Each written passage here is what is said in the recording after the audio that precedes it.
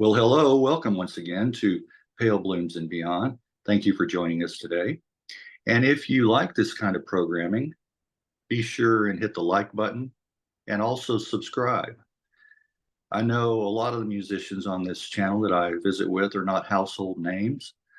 And maybe back in their day, they were a little unheralded, maybe overlooked, didn't get their due.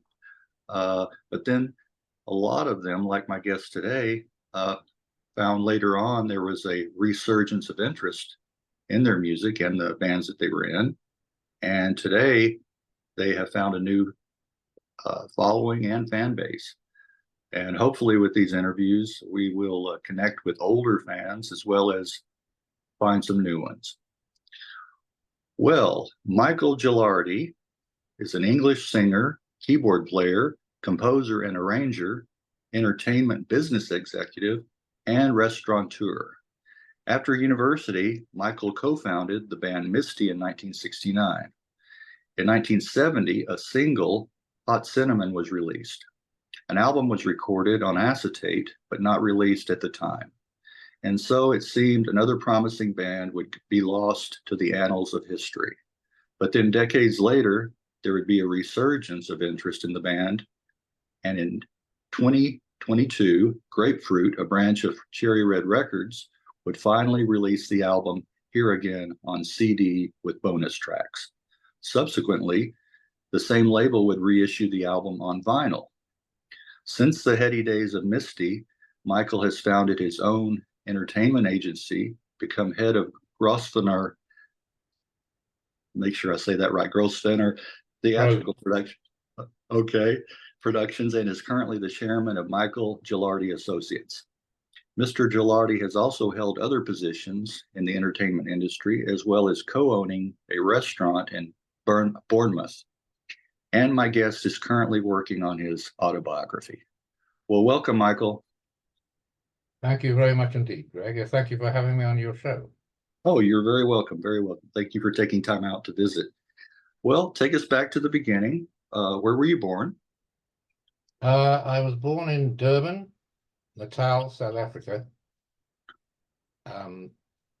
where Rorke's Drift was. You know the film Zulu. Yes, yes. The famous Rorke's Drift battle was. And my parents emigrated there from, actually, well, I don't say emigrated. My father was British and so was my mother, but they were both in India at the time. My father was a commanding officer in Burma.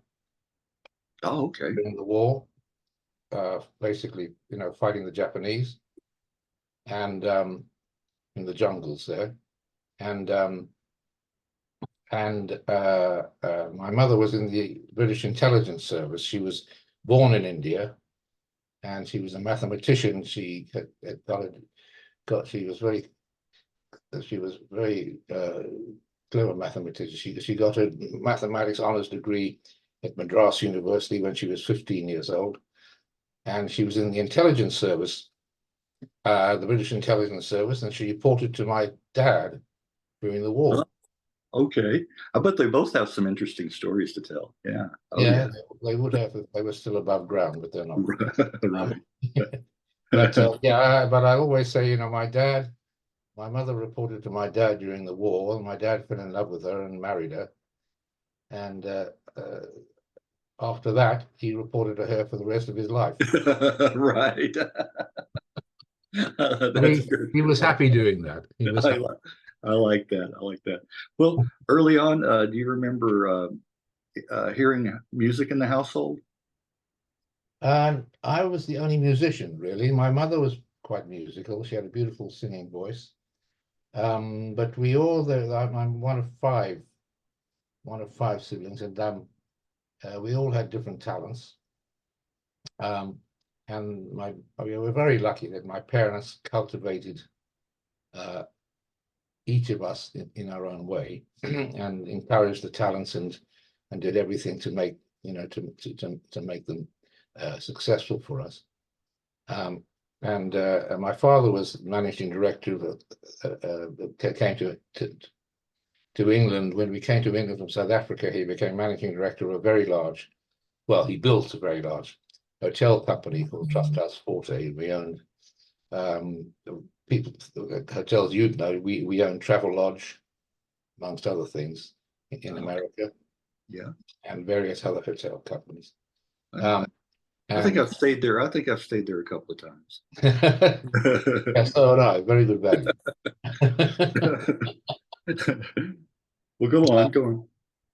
And yeah, so we came to him, and no, but I was a, you know, I had musical talent, and so I had music lessons, you know, piano lessons in South Africa.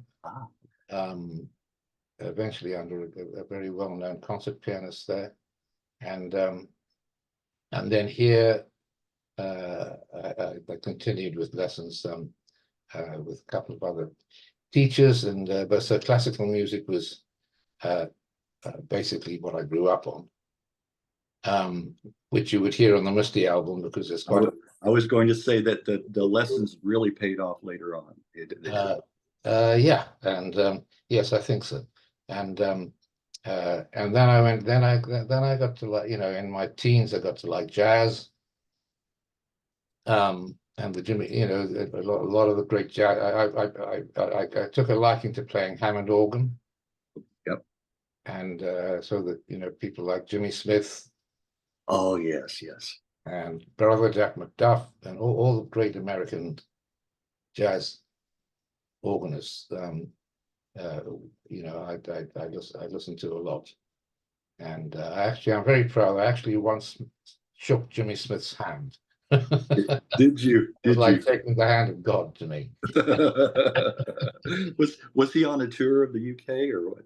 He was, and he was working for a friend of mine who owns a very well-known jazz, or did. He sadly died recently, but he owned a very well-known jazz club called the Jazz Cafe in London, and Jimmy Smith was performing there. Okay. And I got the opportunity to meet him, and you know, he is the doyen of Hammond organ jazz. Yes. So he had a very big hand. That came in handy. Yeah. Right. So anyway, I started at school. I started playing with a friend of mine, John, and it was quite funny because I started playing guitar actually, not keyboards. Oh, okay. And, my brother Peter, who had a Hofner guitar, which was quite a nice guitar, but he couldn't play it. Yes. So I took it up and started to play it. Started to learn to play it, and so we ended up. I remember, and my friend John, who was, you know, wasn't a musician, but he loved music, and we did music quizzes at school that we invented, you know, about the top 10 here in America, and music quizzes with our fellow pupils. And anyway, he didn't, but he wanted. I said, well, you could maybe play drums. And we didn't have any drums. Okay. So we improvised, as you do when you're like 14 years old. And I borrowed my grandmother's knitting needles and two of our kitchen chairs.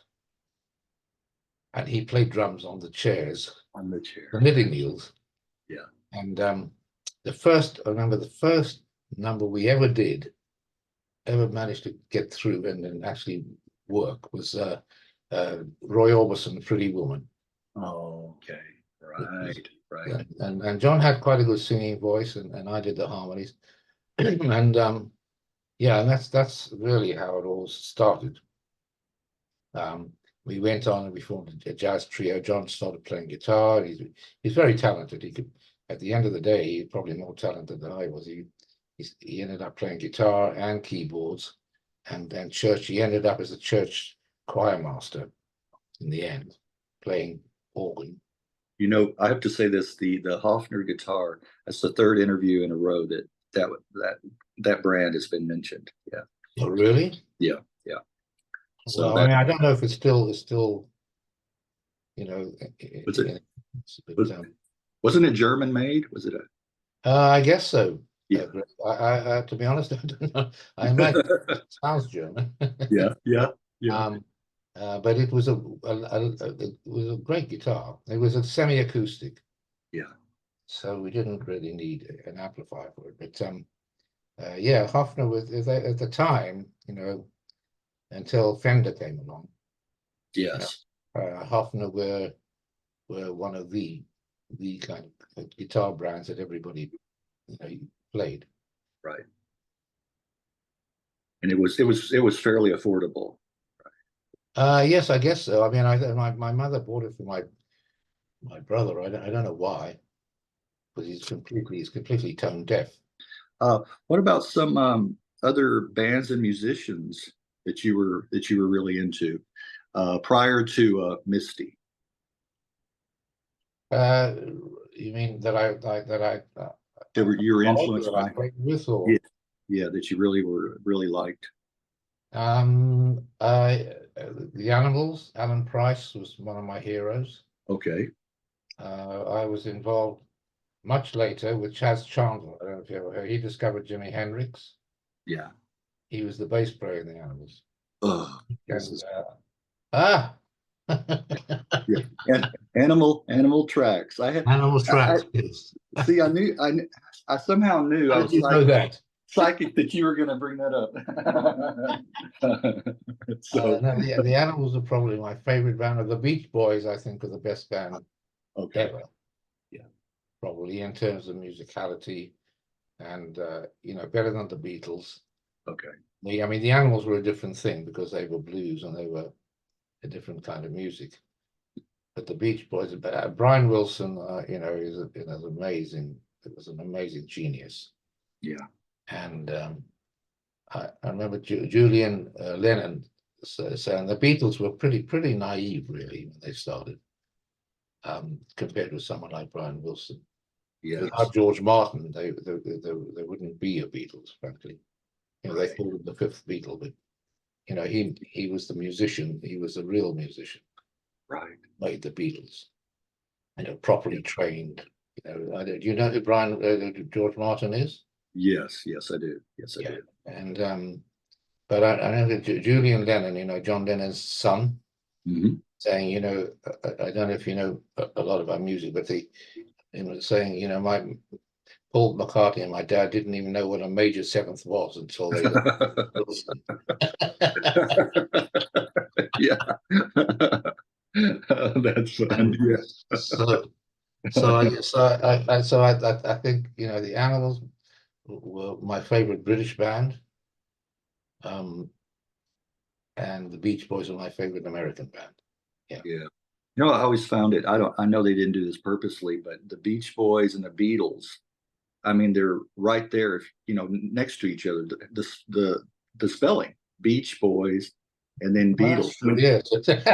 You know, It's anytime you not go to a record store, they're right there together, one right, before the other, right next to each right other. next to each other. I never So thought of so that. maybe they knew there was going to be the competition there. You know. Well, I know that Brian Wilson always thought of the Beatles as a threat. There's a Yes. beautiful film, I don't know if you called Love and Mercy, Oh, okay. I think I know. I haven't seen that, but I know which one you're talking about. Yeah. directed by somebody I've been talking to for a while, which is about Brian Wilson's life. Okay. Okay. Yeah, I know. And I'm not- I have massive respect for yeah. him, and I love his music.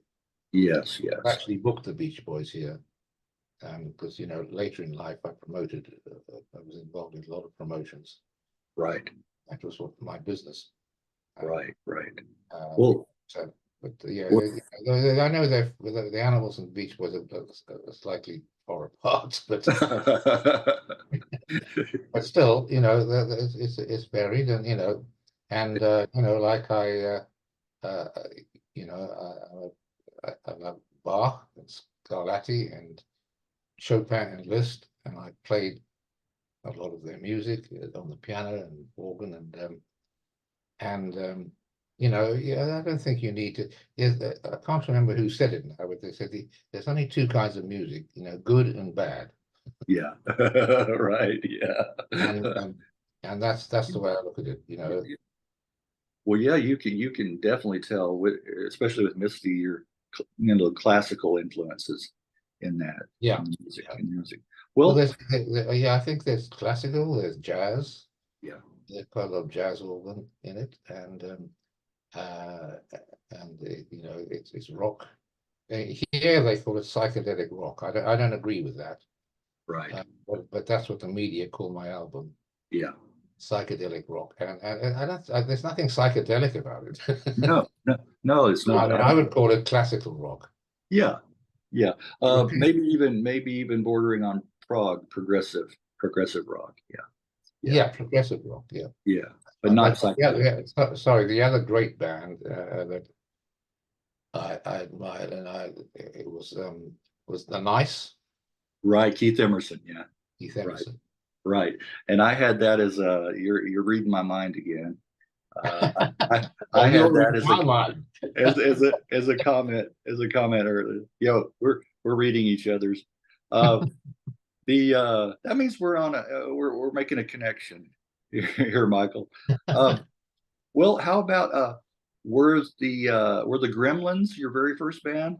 Yeah, and strangely, for the first time in 55 years, we had a reunion last week, Okay.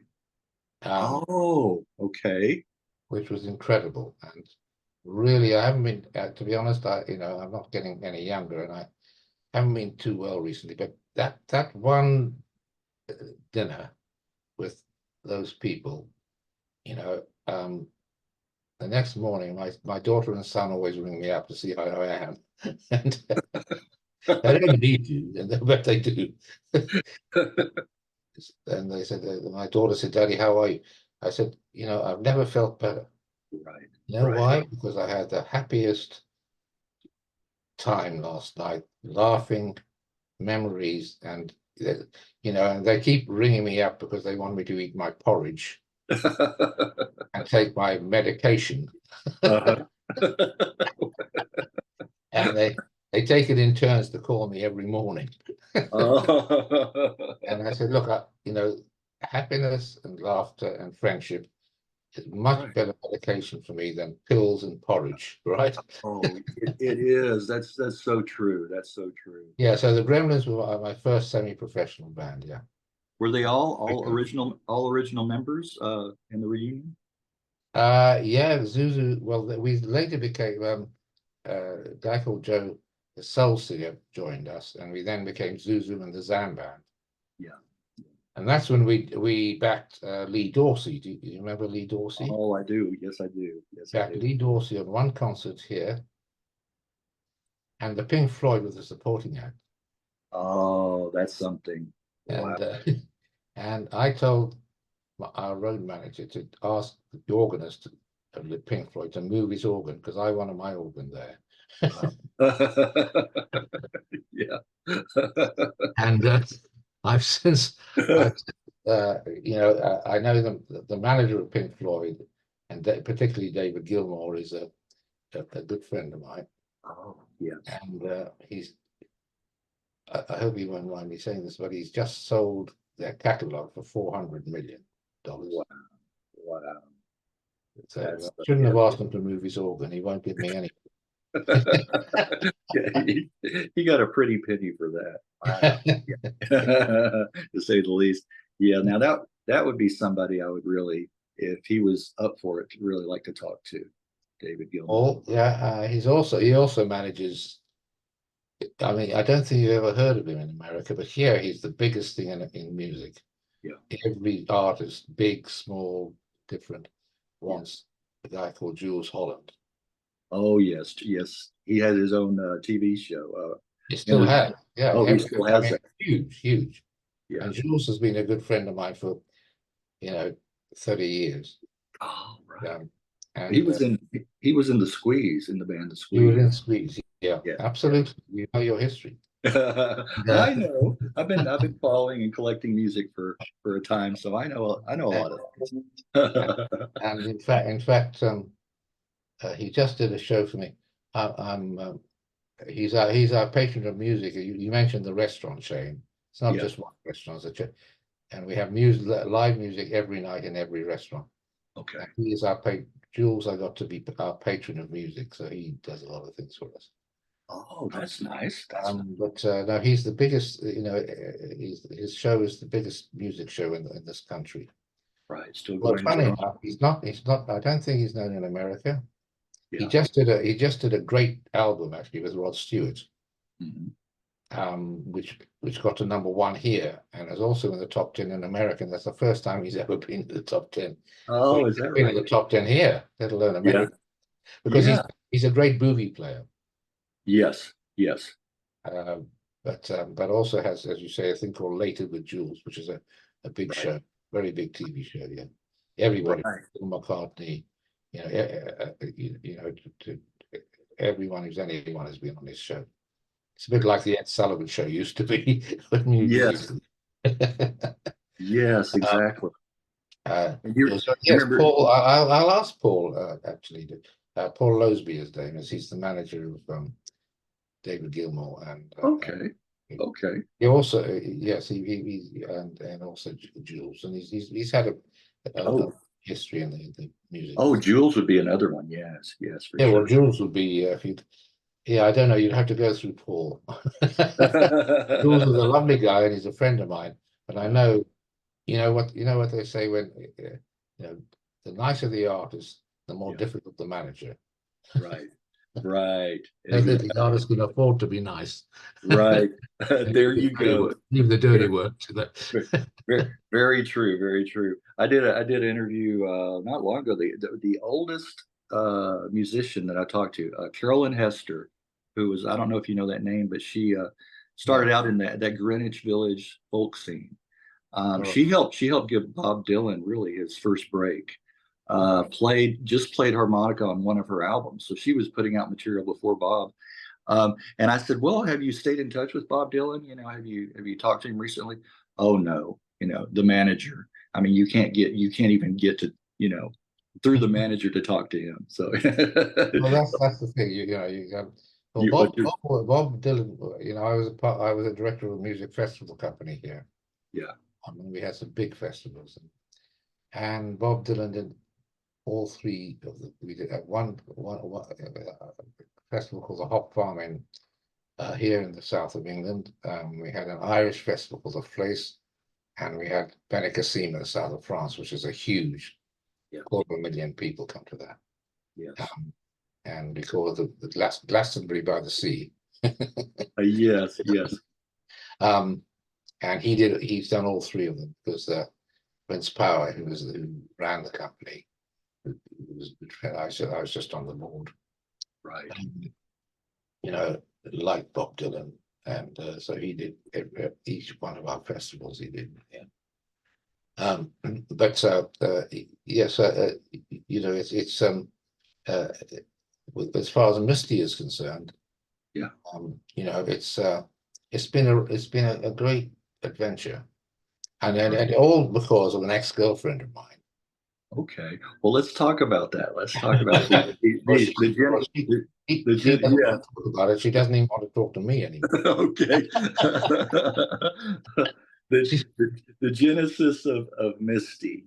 What you can talk about. Let's start out and how you guys got together and how it all began.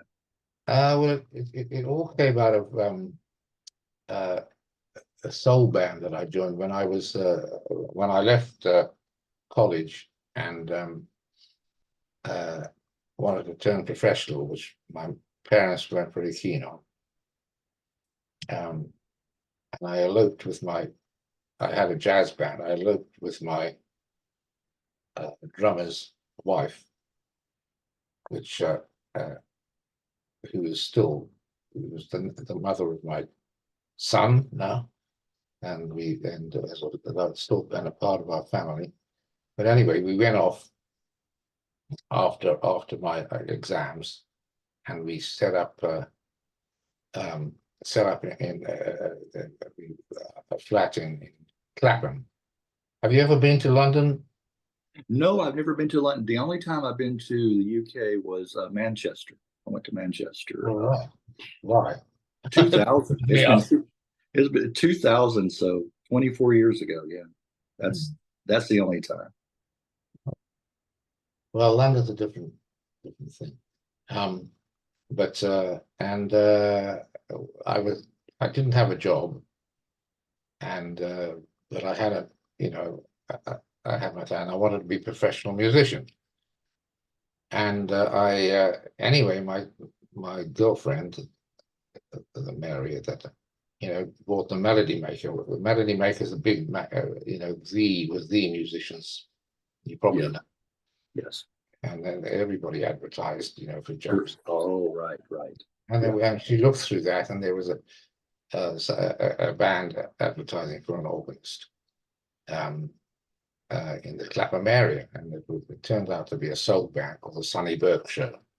Oh. And so I went for an audition, and they took me on, and that's where I met Steve Bingham.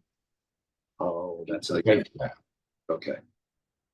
And so we did a lot of gigs together, with the band, and then we realized we wanted something a bit musically more rewarding. Let's put it that way. And so we decided to get together, the two of us, and in Steve's flat in Clapham, and we started writing music.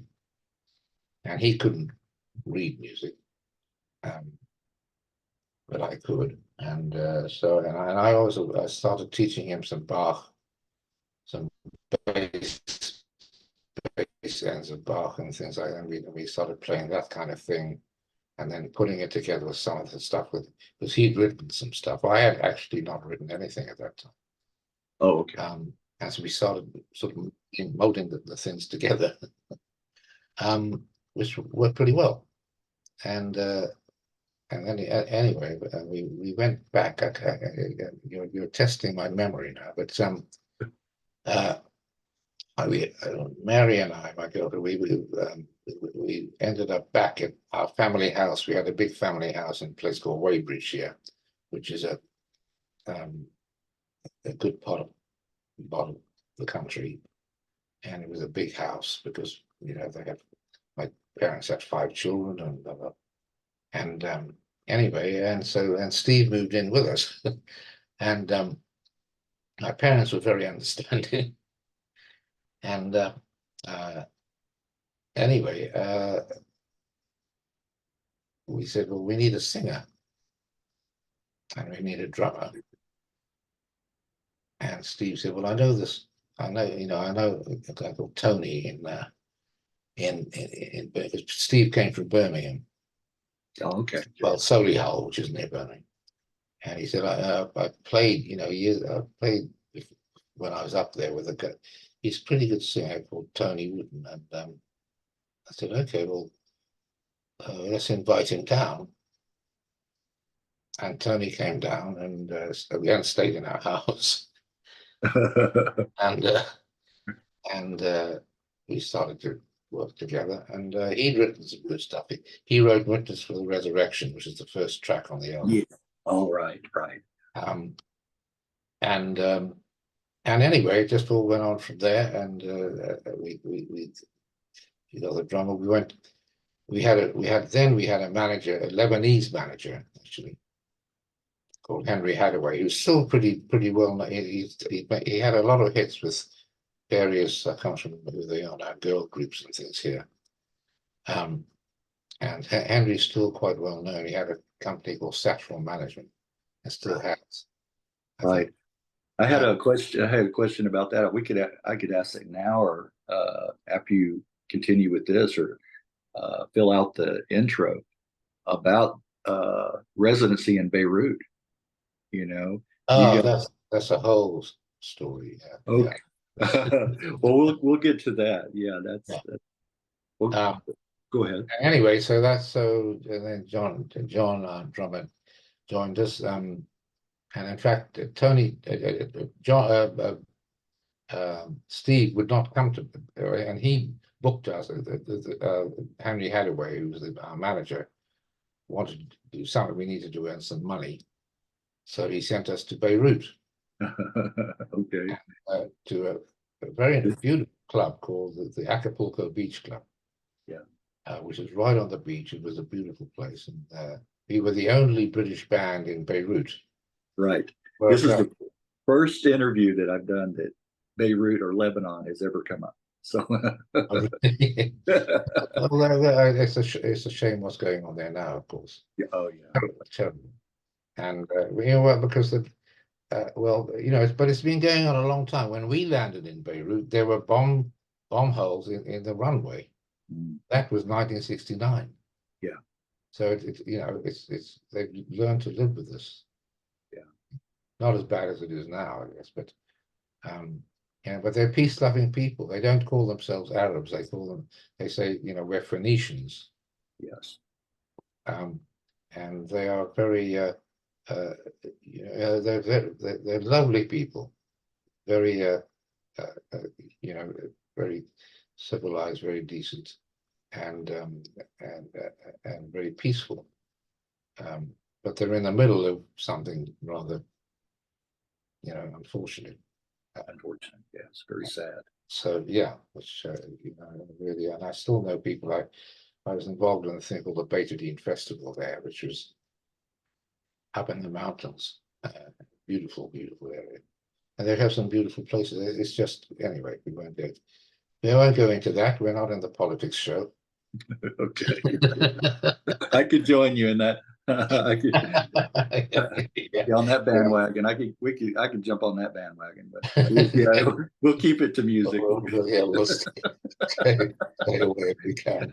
But yeah, no, Beirut was fantastic. We had 9 months there.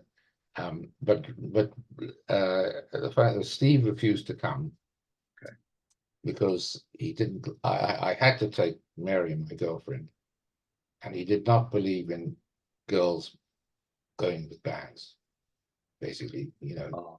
And he said, if she's going, I'm not going. So I had an unenviable choice to make. Yeah, right. Well, I think you picked the right, you know, at that time. Yeah. Well, yeah, well, you know, That's the right one. I said a choice. I had no choice. Right. She made you not see that. Right. It was a fait accompli. So Steve left Misty. Okay. And joined the foundations. Did you guys play a lot of live shows, live gigs early on? No, we have virtually none. Yeah. And our well, then when we came back from Beirut, you know, Steve, we took Alan Willis, who was a very good bass player. I mean, Steve was a great bass player, and still is. But Alan Willis was a very good bass player and a very good singer. So we found him, and he introduced us to a band called the Association. Yeah. Okay. Yeah. And which was we sort of knew because they had Cherish. I think Cherish was a hit here. But we didn't know them about. But he knew, and he taught us. I mean, the harmonies and their Association were an incredible band. Yeah. Great harmony. So we did, because of Alan, you know, we did several Association numbers, which were great. And it also taught us, you know, singing harmony better and all that kind of thing. He was very, very good for us. Yes. But when he got a job with an Italian band in Beirut. Oh, did he? Yeah, and he stayed. I stayed. Okay. And came back, and then I contacted Steve again, and he came back to the band. And that's when we really got serious about it all. Okay. That's when Michael Gray. That's what I was going to ask you next. See, you're up there in my head. So my father, who was on the board of, as I told you, this company trust us for him. One of the other people on the board was a guy called Kenneth Hall, who was chairman of a company called London Management. And Michael's father had founded London Management, Michael Gray. Okay. And Michael had just taken over as managing director. Okay. And they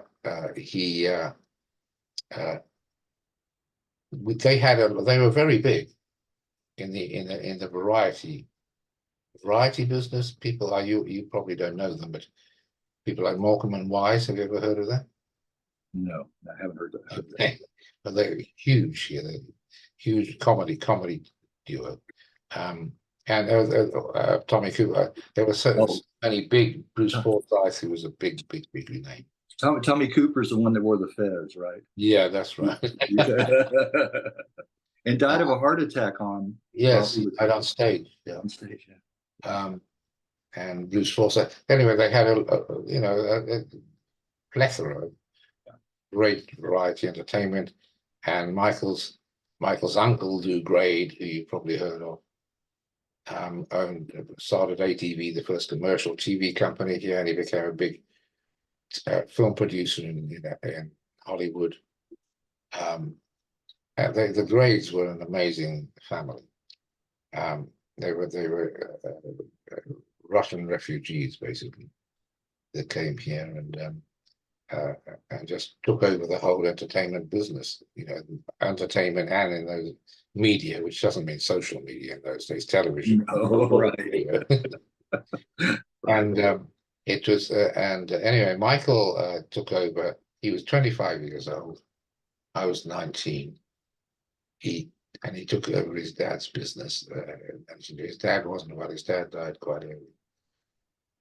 But he wanted, as any 25-year-old then, the variety business was fine. They also had what they call the legitimate agency business, which was they handled Sean Connery, a lot of the great actors at the time, and he was, that was part of his business. But he was desperate to have a rock department, a rock music department, and we were his first, and his last rock band. Well, do you recall being signed to Parlophone? I don't recall signing anything. I mean, if you don't mind me taking the hat off, it's getting No, that's fine. If it's getting hot up there. Out of deference to you. No. Deference to you in Texas. No. I love Texas. You made your tribute. Yeah, right. And anyway, so Michael, came down to hear us with one of his assistants, Jimmy Smith, down to my house. I was very fortunate in our house. I had my own music room where the band was set up, and loved the music, and signed us up, and paid for everything. I mean, he paid for the Misty album. He paid for a new PA system for us, paid for a van for us, paid us to rehearse for 2 months, and all that was amazing. And he put his money where his mouth was. Right. And but they didn't have the connections. In those days it was the university circus we needed to be on. Yeah. And they weren't in that space, his agency. Okay. So we did the Roy Orbison tour, and Roy Orbison, it was wonderful. But when we came on, it was a load of middle-aged housewives. I was going to say, what an odd pairing, and we tended to blow them away, but not in a good way. That's hilarious. I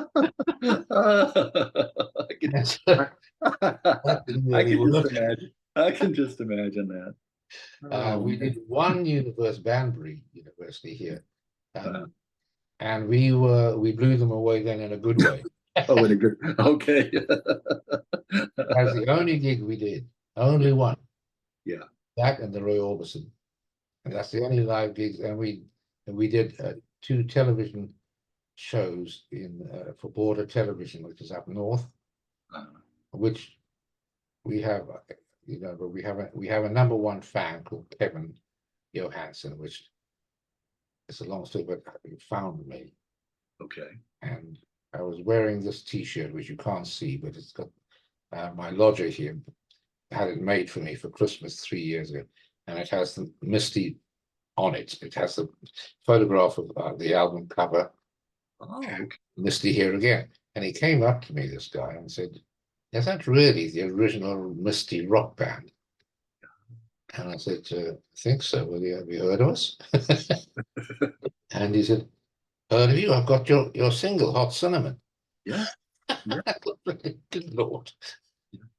He said, "I mean," and he's a Metropolitan Police inspector, detective. Yeah. He said, I've never been able to find anything about you anywhere. I've been looking for years." And I said, "Well, you found me." And actually, I'd been, it was at a club called the 100 Club in Oxford Street. And I was there because Steve had invited me, because Gino Washington, who he was playing bass with, was Gino Washington in the Ram Jam. Ram Jam band, yeah. Yes. Yes. And Steve manages them. Ah, yes. Yes. And also plays bass, and he invited us to that 100 Club. And I said, "Well, the Misty bass player's here too." He said, "Oh my God, two of you in one room." That's too much. I don't think I can handle two of you. Anyway, One was plenty. anyway, ever since then, he's been an absolute gem. I mean, he's one of these nerds that, he knows everything about the rock music business. Yeah. And he'd be very interesting for you to interview, actually. Okay, that's another one. Yeah. He's an ex-Metropolitan Police officer, police inspector. Yeah. But he's retired now. But he goes to the British Library and he spends hours every week there looking things up. Oh, okay. And he goes to the British Film Institute. That's where he found one of our TV shows. Oh, okay. Which I thought were long gone. Yeah. And so we have that, which is amazing. Yeah, I wonder, are any of those clips on YouTube, or do you know? I'm not sure, Greg. I can. Okay, well, I can get him to send them to you on. Oh, that would be neat. That would be nice too. But he only found one. The other one seems to have disappeared altogether. But one, it's a 15-minute. We did two 15-minute shows for Border Television. On Border, okay. Which was the television station up in the north. Okay. Now you guys were playing. Were you guys playing live, or you weren't lip syncing? Yeah, playing live. Yeah. Okay. Yeah. Okay. All right. And they're very good, actually. So he found those. But no, in answer to your question, we played really only two live gigs. One was the Roy Orbison show at the Odeon, and two was the Banbury University, which is the sort of gig we should have been doing. Yeah. But they just didn't have the connections there. But Michael just, he was, I sometimes just say he was a lousy agent, but he wasn't. Yeah. But we just didn't have the connection. But he became a very good chairman of the BBC. Right. Yeah. Well, his intentions were good. Definitely. Oh, absolutely. Yeah. He spent a lot of money on this. He paid for the recording. He wanted you guys to be successful. Oh yeah. And I've actually got also a great piece to camera from him when we did the launch of the CD here. Oh, okay. Which I can get Kevin to send you as well. Oh, that would be great. That'd be great. Well, let's go back to the recording of the album of the original. Here again, was that the first time for you being in a recording studio? No. No. Okay. Very funny thing as well that you should ask that, because when I told you we had the reunion of the Gremlins. Yes. And the first time I'd been in a studio was when I was 15 or 16. And with the Gremlins, our manager Mark had a good connection through a guy called Pete Thorpe, who was with the Roulettes, Adam Faith's band. Yes, right. And that's also, I've talked to, what is it, Russ Ballard was in that band. Yeah, through Pete Thorpe, Mark, our manager, got a connection with Chris Andrews, who you may or may not have heard of. Oh, yes, I know Chris Andrews too. Yeah, I'm Yeah. familiar with. Well, Chris had written two big hits for Sandy Shaw. You know who she is? Yes, I do. Yes, I do. Her two first big hits were written by Chris, and he had his own big hits as well here. Okay. And, Was she the one that performed Barefoot, Sandy yeah. Shaw? Okay. You know your stuff. Yeah. And anyway, Chris Andrews wanted to record some demos for Sandy Shaw before when she did the Eurovision Song Contest. Performed some demos for songs he wanted to present to her.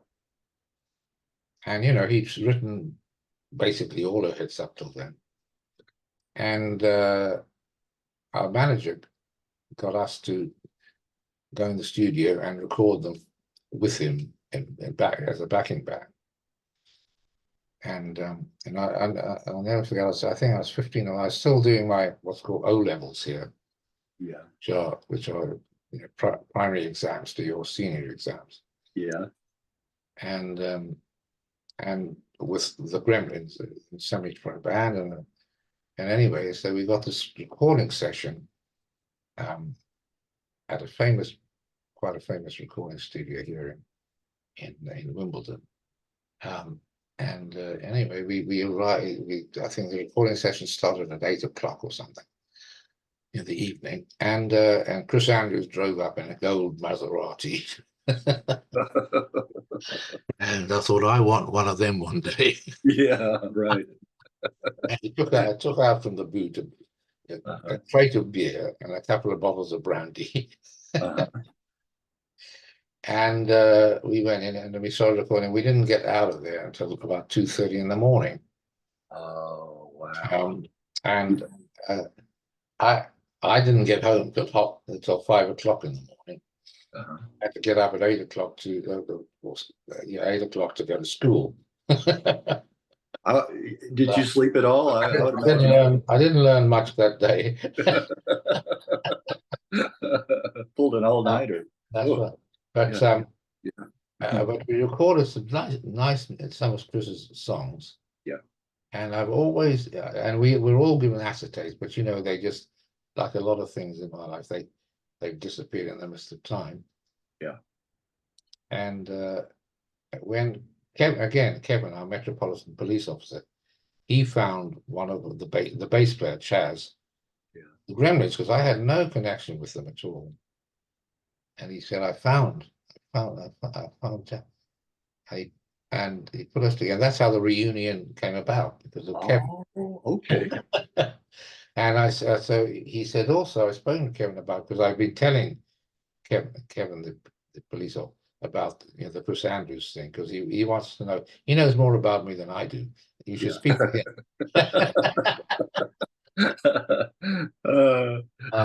But he's really such a great guy. But so he said, Chaz has those recordings of the Chris Andrews sessions. I said, has he? Fucking hell. Excuse my language. That's all right. And he said, well, here's his email, ask him, to let you have it, which he did. And so last week when we had the reunion, Chaz brought me a CD with the Chris Andrews sessions on there. I haven't listened to it yet. Yeah. I'm going to listen to it actually tomorrow. When Kevin comes over. Wow. That would be something to send to Grapefruit, to let them know about. Maybe they'd be interested in releasing something like that too, Yeah. I mean, if you have a contact, you still have the contact. That might be something. Oh yes, yeah, I still have the contact. Well, it's Cherry Red, John Reed, who is I speak to him when he speaks to me quite regularly. Yeah. So, No, that was my first. Anyway, you asked about my first. That was the first recording session I ever did. Was with Chris Andrews. Okay. All right. And So you were an old pro once you guys went in for Here Again in the studio. oh You. yeah, I'd worked with a number of bands, live, quite a lot of live stuff, Yeah. as well. And when we started, when we the recordings of Misty were, yeah, we were very well. I don't know what you think, but I hadn't heard. I didn't even know I had the album still. Yeah. Until, as I said, I had a girlfriend who was a violinist, Uh-huh. classical violinist, and one Sunday morning we got up and she said, we were talking in a pillow talk type thing, and he said, Jim, who was my right hand man at the time, said, you recorded an album once. I said, yeah. He said, well, where is it? I said, well, I don't know where it is. That was 35 years ago. And I said, I don't think I'll call it anything. And anyway, she started rumbling through my albums, Uh-huh. and she took this white covered thing out. She said, is this it? And it just had Misty written on the top. Uh-huh. So, well, let me have a look at it. And I pulled it out, and it was the acetate. I Acetate. had no idea I still had that. Yeah. And so, I have to thank my girlfriend, Rebecca, who won't speak to me anymore anyway. Well, thankfully, it was in great shape. It was. We put it on the turntable and it actually worked. Yeah. The 35-year-old acetate, and Uh-huh. that's supposed to last more than 6 or 9 months. Right. And And I it's thought, still. it won't work. Anyway, it was amazing. I mean, it was a bit scratchy. And that's another story. So my son said, Dad, you should take it and have it what's called digitally enhanced. Right. Right.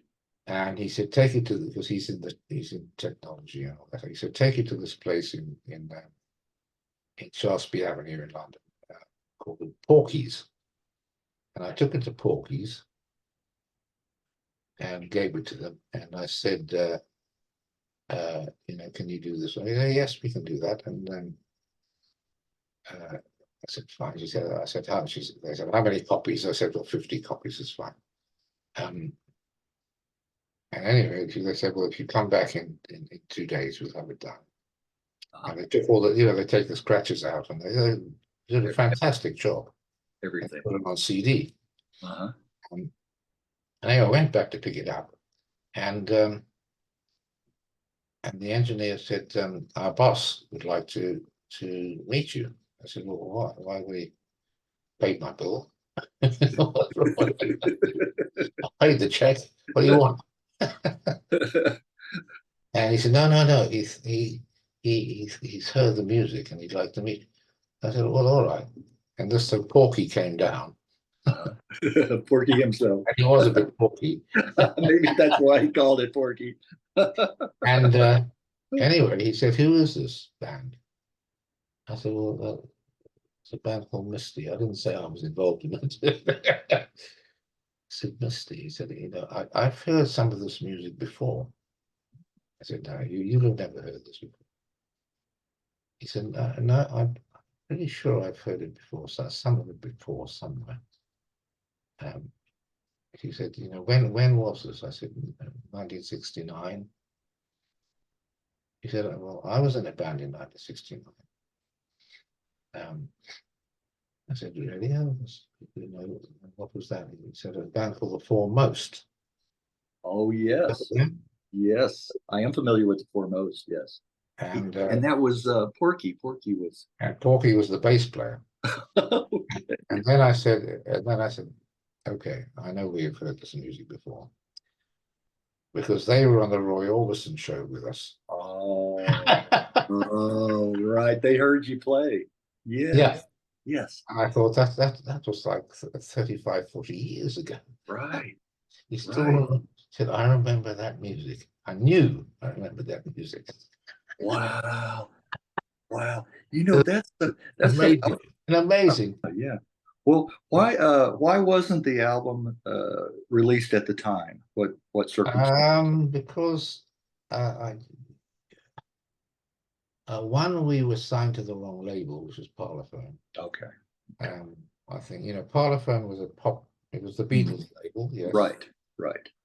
But it wasn't a label for it only happened because Michael's uncle happened to be chairman of EMI at Parlophone. Michael Grade. Right. Michael Grade's uncle, Bernard Delfont, who actually later on, it's amazing how things in life collide, and was my direct boss. Isn't that something? Yeah. Because he was not only he was EMI, Leisure, and Trust House 40 in my company bought EMI Leisure. Yeah. And Bernard Delfont became my Lord Delfont. They're all Lord. I mean, Lou Grade became a Lord. Bernard Delfont became a Lord. Michael Grade's a Lord. They're all like, they were all given peerages. I mean, it's the most incredible story of a family that came as refugees, right, and ended up owning the media entertainment business in the country. The ultimate rags to riches story. Yeah. Oh, incredible. Yeah. Yeah. I mean, three brothers, all in different areas of the entertainment and media, but I mean, it was unheard of. Can never happen again, I don't. And then Michael is the son of Leslie Grade. And then Michael then became, as I said, head of Channel 4, then chairman of the BBC. He's now chairman of Ofcom. He loves the whole Misty thing, actually. Yeah, does he? He was so chuffed that his friendship got out there. I mean, you asked why, and because Parlophone, they released Hot Cinema probably under a bit of duress. Okay. Because it wasn't really their thing, but the album they passed on, and by that time I think I don't know, just sort of dissolved. The momentum had gone, yeah. Which was a great shame, and we split up, but it's a shame because it was, in my view, it was a really great band. There's a strange world that I never knew about until now, until recently, until a guy called Jonathan Wingate pointed out, who's a music critic here, and he heard the album. And he said, you should do something with this. And he's mainly jazz music critic, but he said, he said, I've heard it on YouTube, and or Spotify or something like that.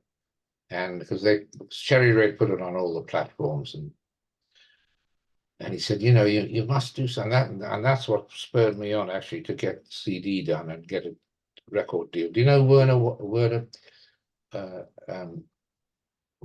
World Records? No, that doesn't sound familiar.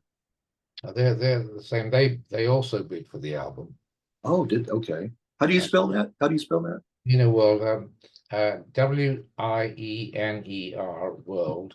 No. They have they've got a huge catalog. Okay. Of some quite big artists like Cat Stevens and those sort of things. Wiener World, okay. I'll have to look that up. And a very nice guy runs it. But anyway, Cherry Red offered me an advance, which Wiener World didn't. Okay. I had to wait 55 years for a bloody advance. You got some royalty there. And funny enough, I'm getting royalties. Yes. Isn't that something? It's only to keep me in cigars, but that's it. I was going to say, yeah, it might pay the occasional utility bill or something, like you said. Keep me in cigars. Right, cigars. Yeah. I had seen several pictures of you. I knew you were a cigar smoker. I'd seen several. Are you? No. No. Yeah. Well, since I went to Cuba, we had with my restaurant chain, Boysdale. Well, it's not mine, but I'm a director of it. we used to take people to Cuba every year. Okay. Have you ever been to Cuba? Well, I don't suppose No. you have. No, I haven't been to Cuba. I went Yeah, to Jamaica one time. yeah. But you know, only No, but Cuba is just another world altogether. yeah, yeah, You it can't is. compare it with. I mean, I've been around the world a lot, Right, and you can't compare Cuba with anywhere else. It's right, the right. same what's I don't know if you get the news there about Cuba, but the lights have all gone out Yeah, right. for yesterday. Yeah. Power source is gone. I did hear that. Yeah. But they are, you know. Anyway, that's where I started smoking. We did a deal with the Cuban government. Uh-huh. The most famous bar in Cuba is a bar called Floridita, Okay. and that's where in the glory days, it's where Hemingway hung out, Yeah. Sinatra and Errol Flynn, and all these people when they went to Cuba. And it's the place to, it's one of the places you have to go to if you go to Cuba. One of the must go to, and it's one of their treasures. And anyway, we did a deal with the Cuban government to take the brand out of Cuba, Floridita. Oh, okay. And so we did a deal with the Ministry of Culture because the government owned everything there. And we did the deal, and I went with my two partners, Ronald, who was the founder of Boysdale restaurant chain. I mean, Bournemouth here. Yeah. And his brother, who spoke fluent Spanish, and he did the deal. Anyway, so we went to sign the deal with the Minister of Culture, and Ronald said, he's going to give us a cigar Uh-huh. and a good rum to celebrate, and you've got to smoke the cigar. I said, I don't smoke cigars.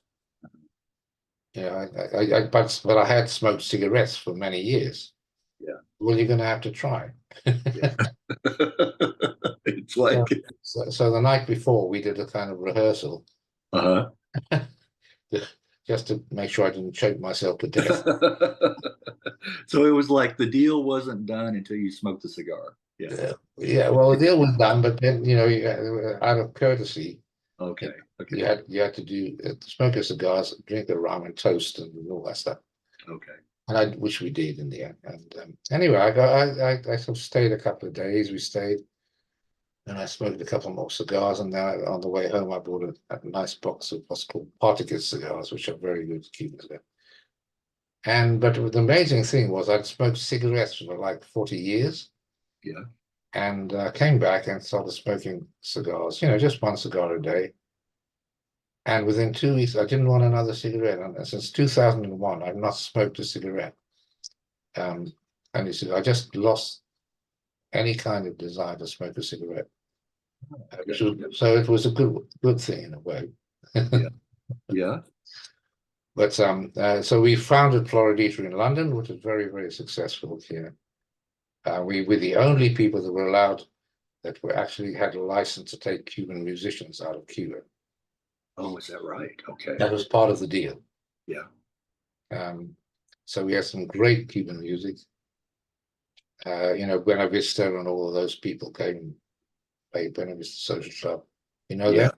Yes. Yes. All the guys from the Aliadas and Domingo and all these people came and played at our place, and it was great. We closed it about 3 years ago. Okay. Yeah, mainly because we'd done a deal with the Cubans which wasn't very good, and our partners here is a big restaurant company called D&D, and the chairman, executive chairman there said, we were paying. The thing was, the deal wasn't very. We were paying the Cubans 3% of turnover a year, and the thing was turning over like 12 million a year. Oh. And eventually D&D said, why should we do this? So we said, well, we own the name of the brand here. Uh-huh. You can't call it Florida. If you continue with Florida, you have to pay it. Yeah. So the executive chair said, well, we just changed the name. Okay. And that's what he did. That's what he did. Okay. He's still got around he's still a very good friend of mine. got around that. Well, Yeah. well, I wanted going back to the album because I listened to it. I wanted to make a few comments and then get your take, maybe a little background or inspiration, perhaps, on some of these tracks. Okay. Your tickling of the organ ivories on some of the tracks, like Animal Farm, moves into prog territory, like what you mentioned earlier, Keith Emerson and the Nice. It reminds me of that. Are you familiar with a Scottish band around the same time called Clouds? Clouds? Like the clouds up in the sky. Yeah, I don't, no, I don't, I don't, I don't They know. they were doing the similar kind of. It was a Really? threesome, and Billy Yeah. Ritchie. I visited with him, and he was the keyboard player in that band, and What's they his were name? Sorry, Greg. What was his name? Billy Ritchie. Billy Ritchie, Never and heard of he was going into some of that nice Keith Emerson kind of territory too. Uh, and so they had a similar sound, it. progressive, but they were look them up, when later on when you have time. Oh, But it's Clouds, and it's a Scottish progressive band. oh. Yeah, yeah. So he had some interesting stories to tell too. But anyway, back to the album. Let me get this pulled up here. The title track, Here Again, to me, that has a Beatles kind of feel to it. Yeah. Especially the very end of the song, it recalls Strawberry Fields, you know. Well, Tony, our singer who wrote that, was a huge Beatles fan, Okay, and he was very influenced. He wrote only 2 tracks on the album. One was Witness, the first one, Witness, uh-huh. and the second one was Here Again. Yeah. Well, you can And hear yeah, that. you got it in one. He's always been a huge Beatles fan. Yeah, And you can wrote hear all the Beatles stuff and had his own Beatles tribute band and all that stuff. that. Okay. Well, Julie. Now that's a nice slice of pop psych. Now there's a little bit of psychedelic, I feel, in that song, Julie. It's a little bit. I actually wasn't playing Hammond on that. I had another organ called a Honer, Okay. which made that sound. Hammond can't make that sound. No, Uh, no. but actually, Julie is it's a very depressing song, as opposed Yeah. to by Steve, who writes lots of depressing songs. Um, and it's about a girl that's dying, basically. Yeah.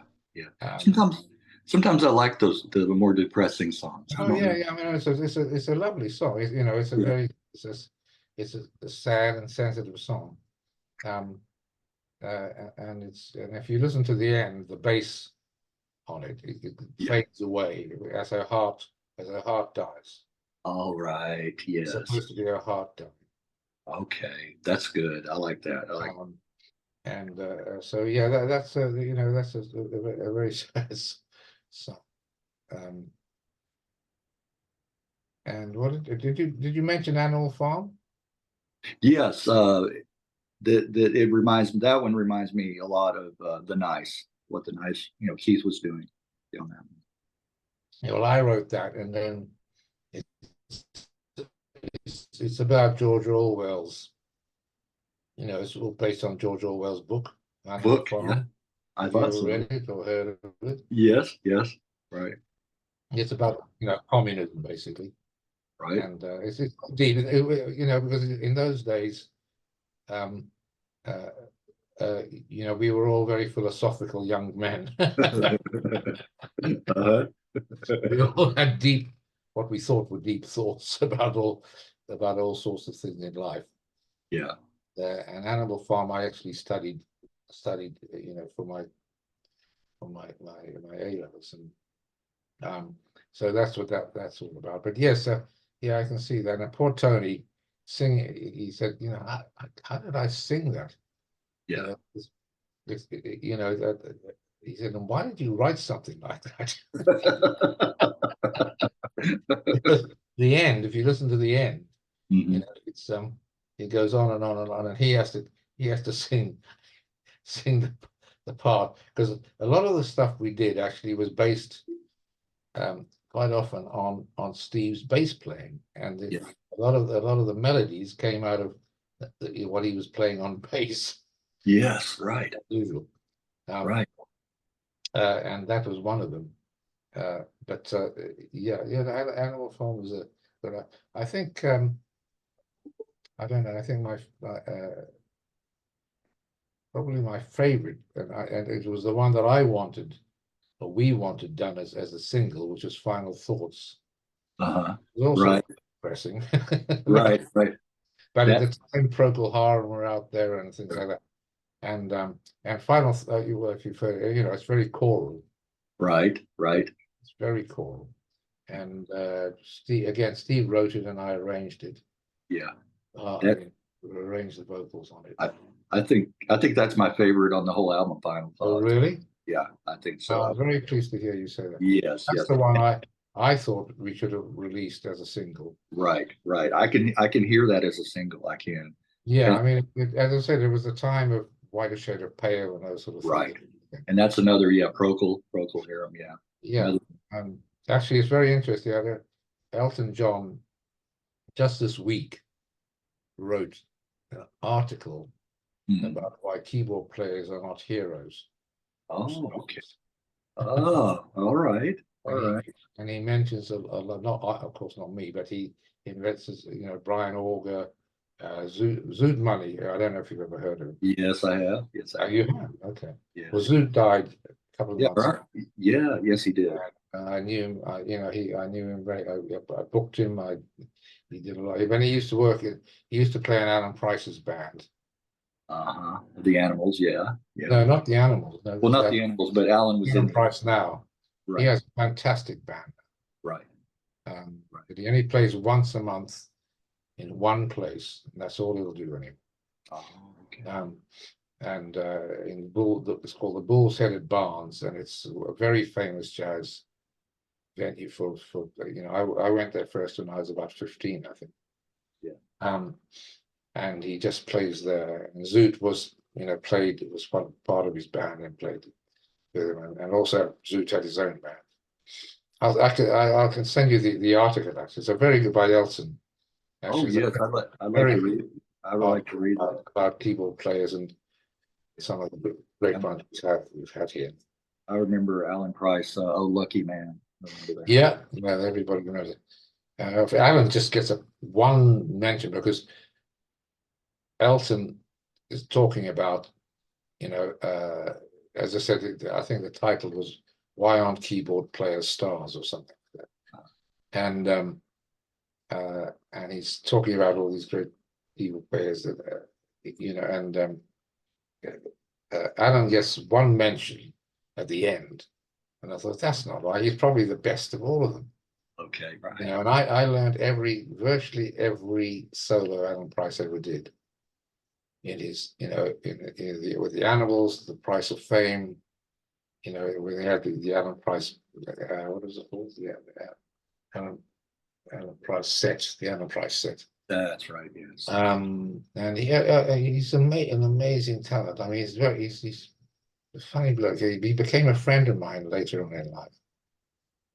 And and he's a really nice man. And I just think, one of the most talented musicians we've ever produced, and very underestimated in many ways. But he doesn't really want to be recognized. He doesn't really want it anyway. Oh, he doesn't Made want enough money out of House of the Rising Sun. Yeah. to live on. Yeah. I know. Who was it? Yeah, never mind. There was somebody that was asked about what's the secrets to success is to write one big hit and to live off it the rest of your life. Yeah, well, Yeah. I mean, he hasn't had to, but he took all the royalties for House of Rising Sun. Yeah. Which is what when we put the Animals back together. Yeah. Which I did with Chas Chandler. Oh yeah. And a great promoter called Rod Weinberg, whose funeral I'm going to tomorrow, as it happens. He's a very well-known promoter here. And he brought Chas to me because he knew I loved the Animals. And we put the Animals back together for a world tour. in 1983. And Chaz said, I said, are you sure you can do this? Because I knew that Alan and Eric Burden were not friendly, to say the least. And Chaz said, yeah, yeah, I can do it. And we did it, or he did it. And you know, Hilton Valentine, who was the guitar player, really couldn't play the guitar anymore. Yeah. And John Steele, you know, was back in the civil service up in Newcastle, the drummer. Got back in the tax departments up there. Anyway, he got them all together again. And it was a bit of a nightmare. We started at the Universal Amphitheatre in LA. That was the launch of the world tour, the Annals World Tour. But Alan, we looked for a Vox Continental. Do you know what that is? No. It's the organ that Alan used. Oh, The Annals. You know, the black notes in which should be white, and the white notes that should be black. right. That's what it was called. Okay. The Vox Continental. Yeah, which I had too, and they were the sort of the thing to have in those days. Okay. And all his stuff was, you know, all the hits they did with the Annals, he did on a Vox Continental, which had a particular kind of sound. Yes, yes. And that's why Elton John said, I could never get, in this article, he says, I could never get the sound out of the Vox Continental that Alan Price could get. Yeah, Alan did. Okay, that's anyway, Alan on the reunion, he just said, I don't play Vox Continentals anymore. And actually Rod, the promoter, had gone to great lengths. Eventually he found one in Nashville. Really? Okay. Because they were obsolete, basically. Yeah. And he went to great lengths to find one, and Alan refused to play it. He wouldn't play. He wouldn't play. he said, no, I only play Yamaha Grand, electric Grands. That's what I want. Yeah. So the sound for the Alan was never quite, because you know his organ playing was a very big part of. Yes, it was. Sound of the Animals. So that was the first setback. But anyway, there were others, and poor Chaz, you know, he tried so hard to keep it all together. Yeah. When they did a few gigs, you know, around America, and the whole idea was it was a around the world tour. Yeah. And then they came back to London. We had 2 Albert Hall shows, you know, the Royal Albert Hall, for them. And Chaz just said, look, I can't do this anymore. I can't keep it together. He had his fill. And we kind of finished it. Yeah. But it was quite an experience. Well, it worked for a little bit. It worked for a while. It did, yeah. I mean, they were great, but it wasn't quite the sound that you know that the original sound. People will remember. Yeah. You know, Hilton Valentine. You know, we had to put a guitar, a session player behind. Yeah. And things like that. But it was good. It should, you know, it was just a shame. Right. Well, I want to go back to the album again. Yes, of course. Sorry, and that's all right. You know, tangents are welcome. That's you know, that's fine. I want to mention a couple of 3 more tracks that I liked off of that. I like all the elements working in harmonious blacksmith. I like that. Oh, right. Well, that I wrote. It was and if you know, it's, you know, it was, the opening is Handel. Yeah, I can hear that. The closing was Handel. It was because he wrote a suite called the Harmonious Blacksmith, and that's where I got the whole thing from. Okay, that's where that came from. And yeah, it's sweet. I didn't do that. I did that on a what's called. It sounds a bit like a harpsichord, but actually it was what's called a jangle piano. Ah, all right. A piano with has little studs inside by the hammers. Uh-huh. That when you hit it, they sound metallic. Yes. You get that sound on So there. I played it on. I played that on that. Yeah, it's a nice sort of, you know, poppy song, good harmonies, and yeah, good. I'm glad you like it. And then the single Hot Cinnamon. I really like the horns in that and the your organ interlude. And Yeah, that's well, that's Bach's fugue in D minor. fugue in D minor. Okay. Okay. I know And these are all the horns, familiar. Yeah, go ahead. sorry, No, go the, ahead. the horns are yeah, I did the arrangement. We had some great session players on. Horns, trumpets, Yeah. trombones, and yeah, yes, it was a good sound. And we did that in another place called Olympic Studios. It wasn't in R.G. Jones where we recorded most of it. Most of it. But yeah, I mean, it is what it is. You know, it's a good piece. Steve wrote it basically. Okay. I did the, you know, the arrangements and the obviously the organ parts and the organ interlude stuff.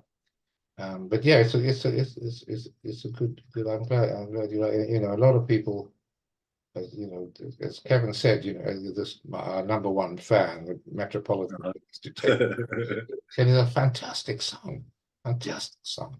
I've always wondered where you were and who you were. He bought it. Well, you know, these songs like that single now in this weird kind of record underworld here, which I never knew existed, Yes.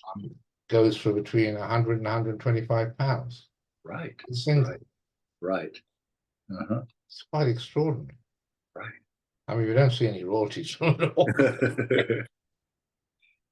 But you know, these collectors, Collectors, that's right. They call them crate diggers. do they? Yeah, digging Yeah. through crates of albums, you know, vinyl and things like that. Yeah, Yeah. to find these rarities. And I tell you, going back to Sherry Red, a lot of their various artist compilations they put together, you know, that's where I find out about a lot of bands. Yeah, well, John Reed, who's managing director of it, he's one of these underworld Yeah, collectors. right, And right. he wants to come over. I've got a whole load of stuff here, Yeah, you know, that I inherited. I don't know where from. And he said, you know, some of that could be very valuable. Can I come over and have a look right. at it? They're all albums. Yeah, that's right. But a lot of them are classical. So he said, no, classical albums don't really, Yeah, don't have that much value. that's the value. Yeah. Well, one more track, one final track that I like. Well, we talked about Final Thoughts. That's my favorite. But before that one, Lazy Guy. Lazy Guy. Lazy Guy. It works with the addition of the xylophone. With Uh, some marimba. yeah. You know, and that you don't hear that very often at all No. in popular music, you know. No, but, well, we had a marimba player on the uh-huh. section of Hot Cinnamon. Uh-huh. And Lazy Guy was one of the songs that we recorded on that session. And Yeah. actually it was a great song. And again, I don't know what happened to it, called Summertime, that Tony wrote. So we had this, he was a great session musician, the marimba player. And he did I wrote a piece for xylophone, sorry, vibraphone, on this number Summertime, which was quite difficult. But he did a fantastic job, and it was a really great piece that he made it, the xylophone player. And again, it's one of those things that disappeared in the mist of time, and even our number one detective can't find it. Yet he hasn't given up. Never gives up. Right, right.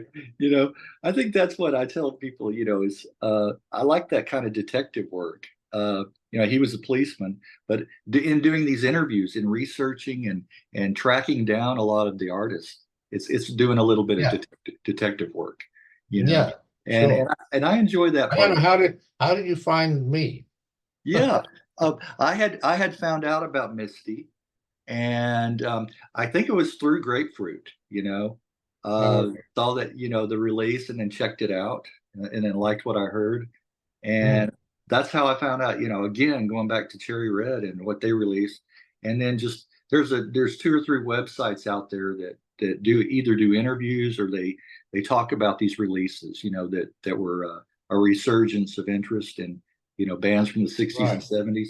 And then that's how I'll find out and give it a listen. And then if I like it, I say, yeah, I'd like to talk to a member or two. And so Well, that's what happened. Yeah. well, Yeah. yes, well, thank you for finding me. Yeah. Yes. I want to ask you real quickly, are there any tracks, Misty tracks in the vault that never been There released? are, yeah, there are.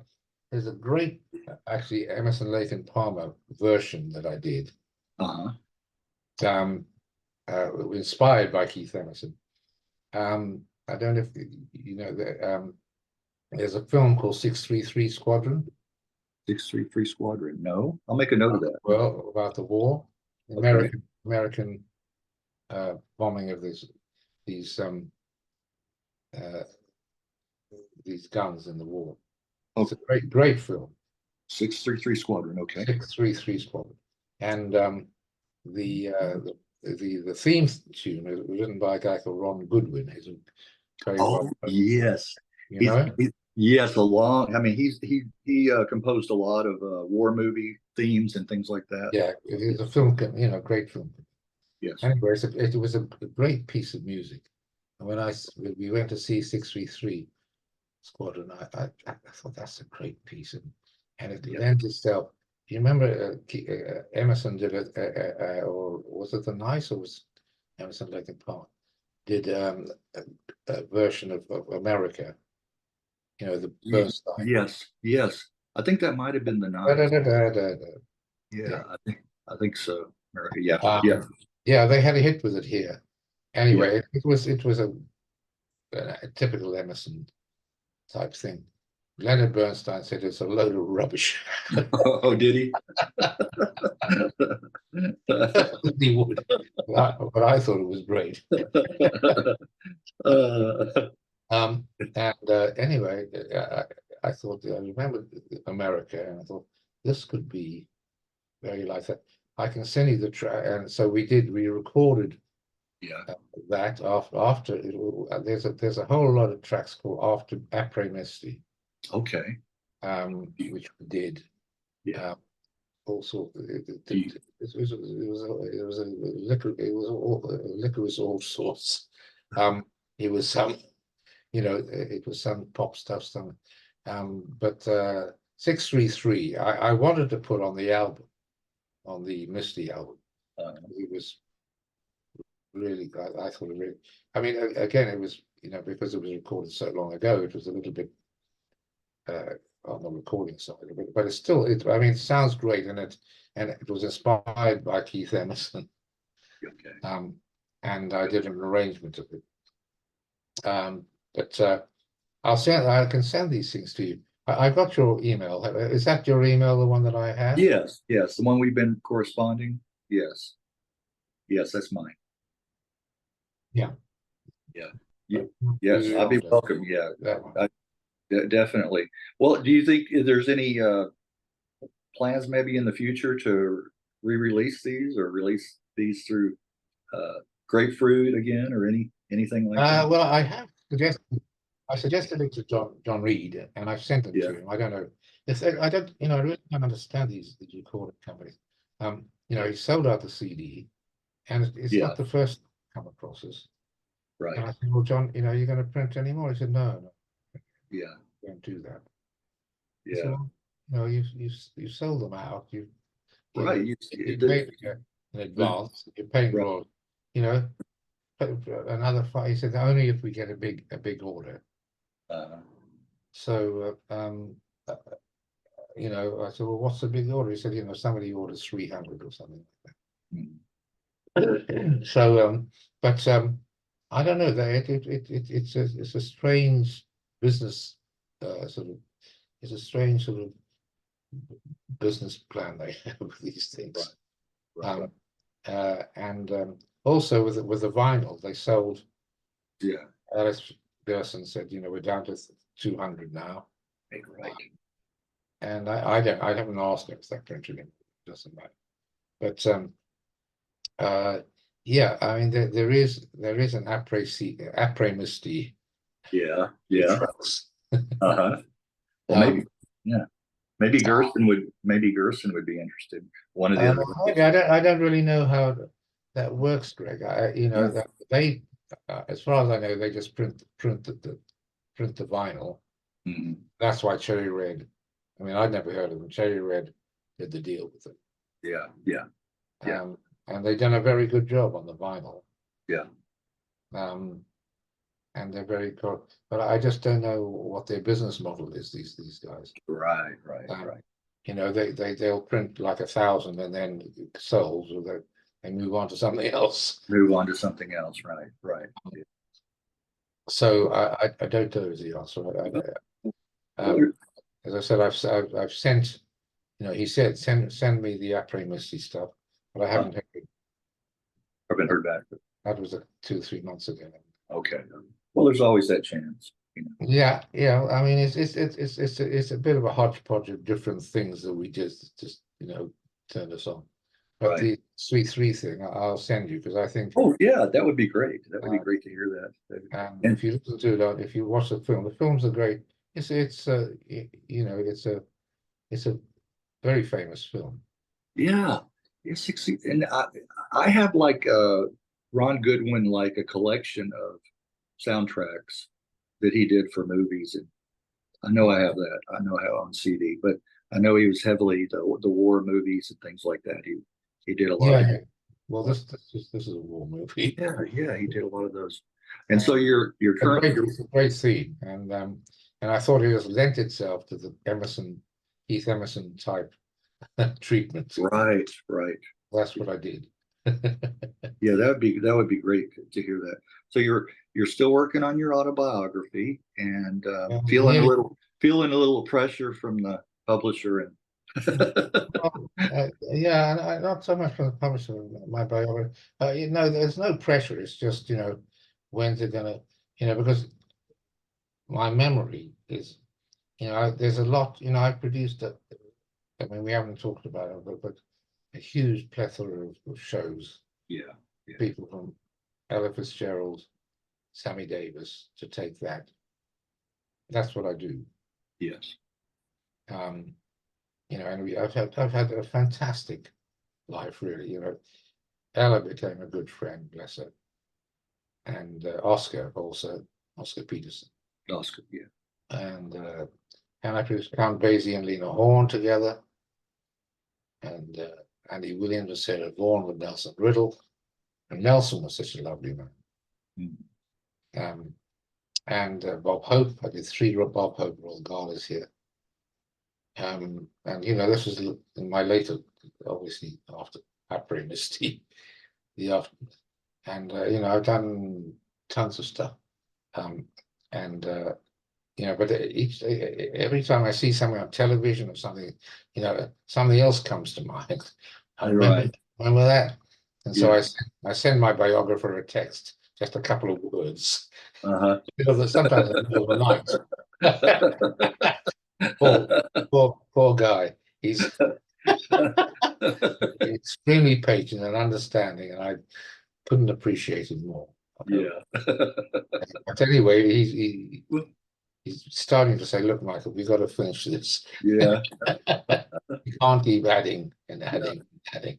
You're right. And so we got to chapter 20, and he said, "That's enough." That's enough. Okay. Well, hopefully one of these days soon it will. Well, I can send you 1 or 2 of the first chapters if you're interested. Oh yeah, I'd love to read that. Yeah, I would. Just good bedtime reading. I send you straight to sleep. Right. Better than a sleeping pill. Okay, yeah. Sometimes I have trouble sleeping, so that would be great. Just read my biography. That would be great. Then I could start selling that. Marketing. If you can't sleep, read Michael's Yeah, that's right. It's biography. still a melatonin. Oh Lord, oh Lord, no, let's not go there.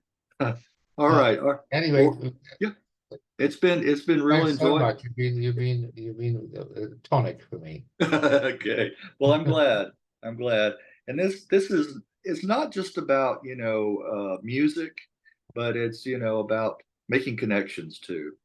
And Yeah, I've and met if so I many. can help you, in that respect, Yeah, I do know a lot of people, you're right, and they know me, and right. I, Yeah, yeah. and I understand now a bit more about where you're coming from. Right. Well, what I meant was personally a connection like this, doing the interview, making a connection, Oh, right. relating to each other, that kind of thing. Yeah, That's what I enjoy yeah, about doing these. yeah. Well, that's It's fine. That's fine. meeting so many nice people, like yourself. Yeah. Yeah, So well, and as I said, so if you can let me know, where this goes and how, even people like Jules Holland, I could talk to Jules. I mean, he's done everything. He's right, right, his his program, as you may or may not know, has hosted everyone from the Paul right, McCartneys and the Stings of this world. I mean, everybody's worked with Jules, right. and Let I'm very fortunate to be his friend. right. Uh, Yeah. but You can send him a copy of this once I send it to you or what Yeah, have you. yeah, that'd be great. And then, as I said, I have to go through Paul, his manager, because Right, right, that's you do it in these things, otherwise they upset him. right. But I'll have to think of one or two other interesting people that maybe you could. Okay, that would be great. That would be great. That'd be very welcome.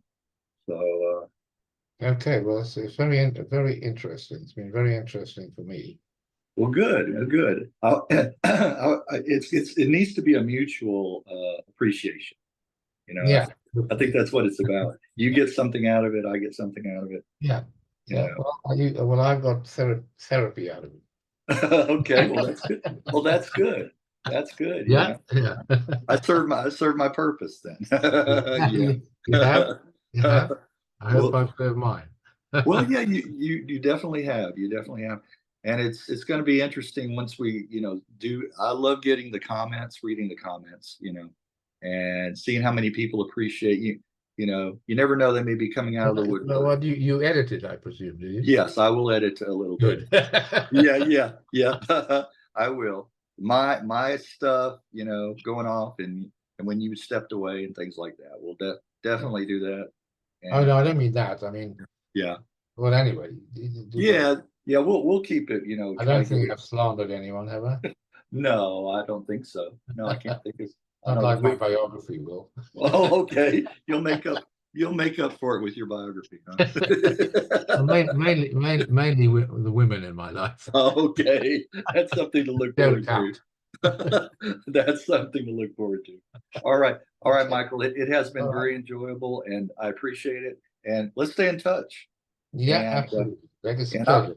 I will Pleasure. send you this in a week or so. And all the best to you. Okay, Michael. That'll be wonderful. All the best to you too. God bless.